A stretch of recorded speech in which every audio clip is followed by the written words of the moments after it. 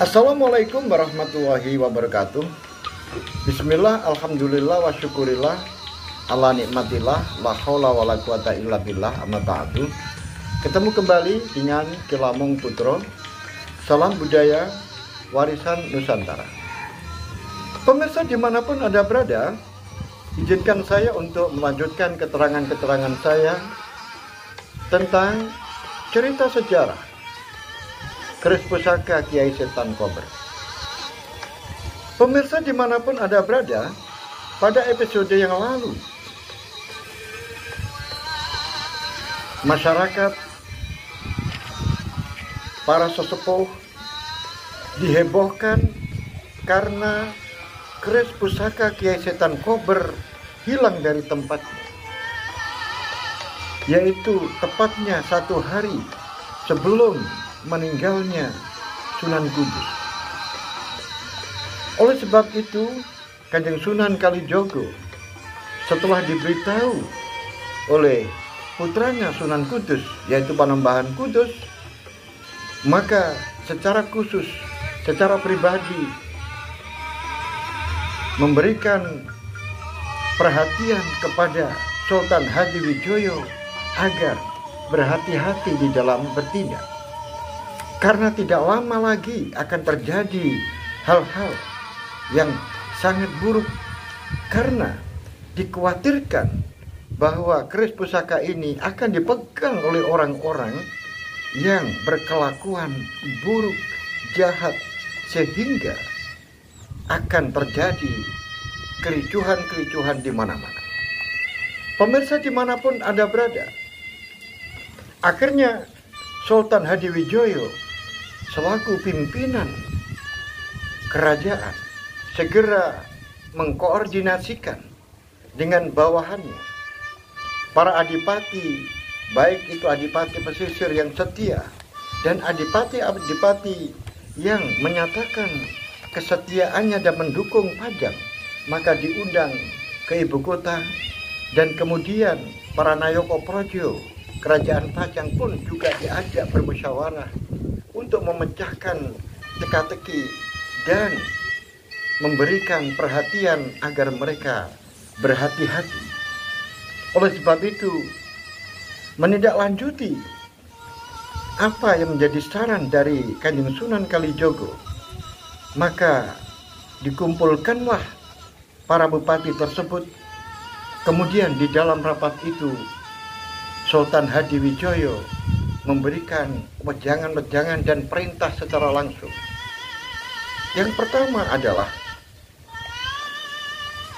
agar merapatkan penjagaan di wilayah masing-masing, terutama untuk wilayah bagian timur.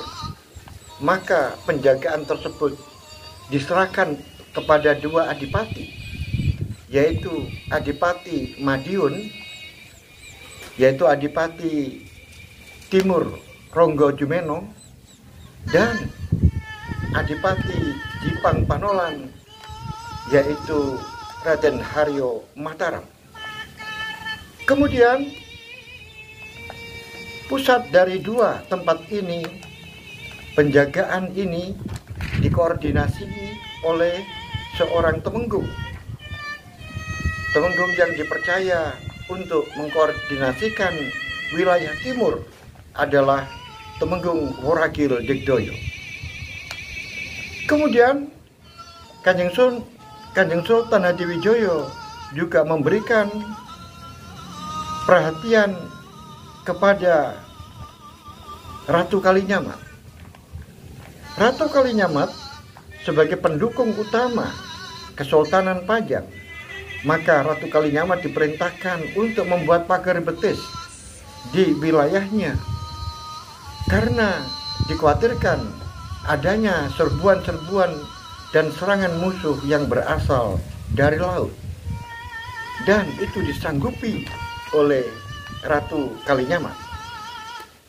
Kemudian untuk Adipati Cirebon, Adipati Semarang, dan Adipati Anom agar membuat pertahanan di daerahnya masing-masing.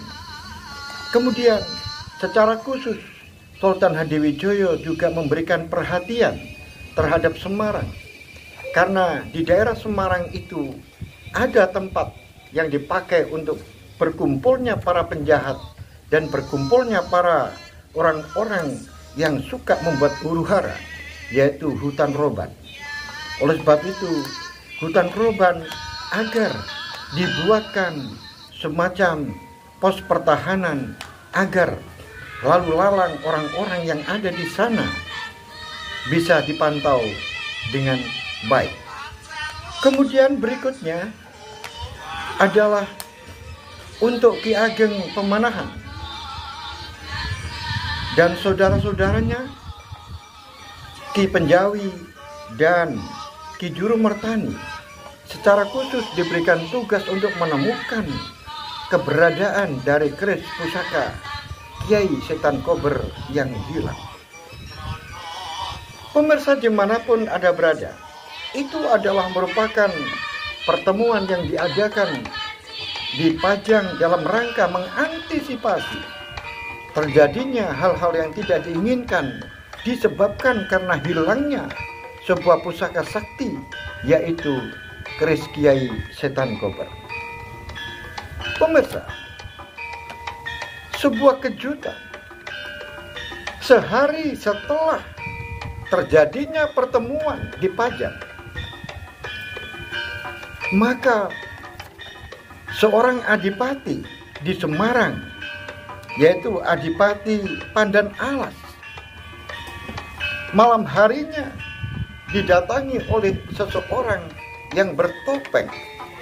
Kemudian orang ini membawa sebuah pusaka yang bersinar apabila diletakkan di atas. Kemudian orang ini melakukan percobaan pembunuhan terhadap dirinya. Akhirnya terjadilah sebuah pertempuran antara dirinya dengan seseorang yang membawa pusaka tersebut. Dan orang yang membawa pusaka ini memiliki gerakan yang sangat gesit.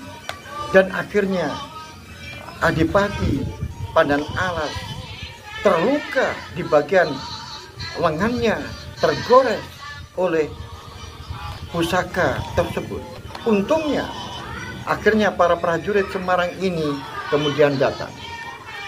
Pemirsa dimanapun Anda berada, kejadian peristiwa percobaan pembunuhan yang dilakukan oleh seseorang yang tidak dikenal kepada Adipati Semarang, yaitu Adipati Pandan Alas, segera dilaporkan ke Pajang. Alangkah terkejutnya Sultan Hadiwijaya mendengar kabar itu. Karena mengapa hanya selisih 1 hari sebuah pertemuan di Pajang, kemudian dengan kejadian yang ada di Semarang, apakah ada seseorang yang mengetahui tentang sebuah rencana yang dilakukan oleh Sultan Hadiwijaya terhadap kecengkilingan atau kewaspadaan kerajaan untuk menghadapi seseorang yang diperkirakan mengambil pusaka keris Kiai Setan Kober. Dan berdasarkan laporan, ada kemungkinan bahwa pusaka yang dipegang oleh seseorang yang mau melakukan percobaan pembunuhan terhadap Adipati Pandan Alas itu adalah pusaka yang dicari, yaitu keris pusaka Kiai Setan Kober. Oleh sebab itu, Sultan Hadiwijaya segera mengutus Ki Ageng Pemanahan, Ki Penjawi, dan Juru Mertani untuk mengecek keadaan dari Adipati Pandan Alas di Semarang. Maka berangkatlah 3 orang ini menuju Semarang dan menemui Adipati Pandan Alas yang masih dalam keadaan perawatan. Alangkah terkejutnya setelah melihat lengan Adipati Pandan Alas yang tergores sebuah pusaka. Ternyata lengan di bagian yang tergores itu di sekitarnya menjadi memerah dan menghitam. Ki Penjawi sangat terkejut karena Ki Penjawi tahu persis saat Raden Haryo meninggal dan terkena keris pusaka Kiai Setan Kober itu, ternyata di bagian sekujur tubuhnya menghitam dan juga ada merah-merah yang menyebar di seluruh tubuhnya. Oleh sebab itu, 3 orang ini berasumsi bahwa Adipati Pandan Alas disabet oleh pusaka Kiai Setan Kober. Oleh sebab itu, diperintahkan agar Semarang diperketat pertahanannya karena ada orang-orang jahat yang berkeliaran ingin melenyapkan Adipati Pandan Alas. Tetapi apa hubungannya antara Adipati Pandan Alas dengan pusaka Kiai Setan Kober? Apakah ada dendam-dendam pribadi? Hal itu menjadi sebuah teka-teki yang tidak bisa dipecahkan dengan cepat. Pemirsa dimanapun Anda berada, setelah itu dilaporkan kepada Kanjeng Sultan Hadiwijaya bahwa ada kemungkinan besar bahwa Adipati Pandan Alas terkena pusaka Kiai Setan Kober. Pemirsa dimanapun Anda berada, 3 hari setelah terjadinya peristiwa percobaan pembunuhan Adipati Pandan Alas, maka di hutan Roban terjadi sebuah pertempuran antara 2 geng yang besar dan terkenal, yaitu geng yang sering melakukan pembegalan orang-orang dan perampokan di mana-mana, yaitu geng yang menguasai hutan Roban yang dipimpin oleh Berandal Lokojoyo. Kemudian ada kelompok lain yang datang menuju ke hutan Roban, yaitu seseorang yang terkenal dengan sebutan Singoranu yang berasal dari Gunung Sumbing. Sehingga 2 geng ini memperebutkan sebuah pusaka, yaitu keris pusaka Kiai Setan Kober yang dibawa oleh Singoranu. Pemirsa dimanapun Anda berada, pertempuran 2 geng besar antara Singoranu yang berasal dari Gunung Sumbing dan Berandal Lokojoyo yang menguasai hutan Roban di Semarang, rupa-rupanya memperebutkan keris pusaka Kiai Setan Kober itu dipicu oleh Singoranu yang melewati hutan Roban. Kemudian diketahui oleh Berandal Lokojoyo bahwa Singoranu membawa sebuah pusaka, yang mana pusaka itu jelas-jelas adalah pusaka Kiai Setan Kober. Karena Berandal Lokojoyo juga menginginkan pusaka itu sudah lama. Ternyata pusaka itu berada di tangan Singoranu. Oleh sebab itu terjadi pertempuran antara Singoranu dan Berandal Lokojoyo, dan demikian juga anak buahnya. Sehingga di tempat itu, di hutan Roban itu, kurang lebih 500 orang melakukan pertempuran. Tetapi Singoranu lebih kuat daripada Brandal Lokojoyo.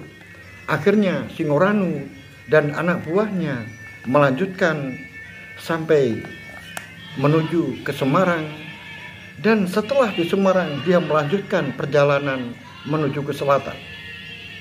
Pemirsa dimanapun Anda berada, Singoranu dalam perjalanan menuju ke selatan juga mengalami hambatan karena dihadang oleh begal yang namanya Jiwosrani dengan anak buahnya. Jiwosrani juga sangat tertarik karena dipicu oleh Singoranu yang membawa pusaka, yaitu pusaka Kiai Setan Kober. Jiwosrani menginginkan pusaka itu. Akhirnya terjadi pertempuran antara Jiwosrani dan Singoranu. Tetapi Jiwosrani dengan mudah dikalahkan oleh Brandal, yaitu Singoranu. Akhirnya Brandal Singoranu melanjutkan perjalanan menuju ke Gunung Sumbing. Pemirsa dimanapun Anda berada, bagaimanakah kisah selanjutnya? Apakah Singoranu yang menguasai keris pusaka Kiai Setan Kober ini akan menjadikan dirinya untuk merebut kekuasaan? Ataukah Singoranu yang menginginkan pusaka Kiai Setan Kober itu hanya dipakai untuk melakukan kejahatan? Oleh sebab itu, bagaimana cerita selanjutnya? Tunggu episode selanjutnya. Sampai di sini akhirul kalam. Billahi taufiq wal hidayah. Waridha wal inayah. Assalamualaikum warahmatullahi wabarakatuh. Salam budaya warisan Nusantara.